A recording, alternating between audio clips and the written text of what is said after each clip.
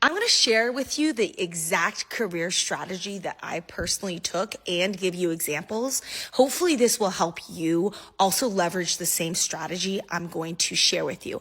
I call it the launch pad strategy. Basically, every single job that you do is going to be a new launch pad for you on your next job. So for instance, in high school, I worked in data entry as an intern. I also worked at my parents' restaurant doing waitressing. And so those are launch pad jobs. Those are low paying jobs that are launch pads for you, as in you learn how to deal with people. It's your first waitressing job. So I was 14 years old when I started doing waitressing, and it taught me how to deal with people of different ages. And then eventually in college, I was still doing bartending and waitressing and working a lot, but those were all launchpad jobs for me for my sales job.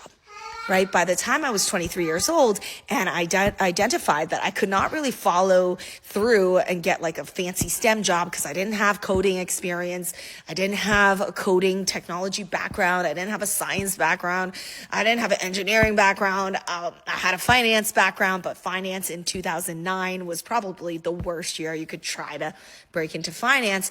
So then I decided to use all of my experience doing waitressing and hospitality. That was a launch pad that helped me get my sales job, because I was able to, at my sales job, talk about my hustling as also an eBay entrepreneur, selling stuff on eBay during college to pay for college expenses.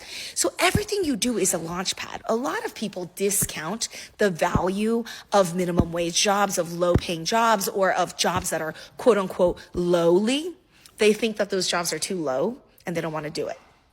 And that is the biggest mistake you're making, is that all of these low paying jobs, all of this like shitty jobs, they are your launch pad. They're what you're going to use to then parlay yourself to the next role, and then the next role, and then the next role.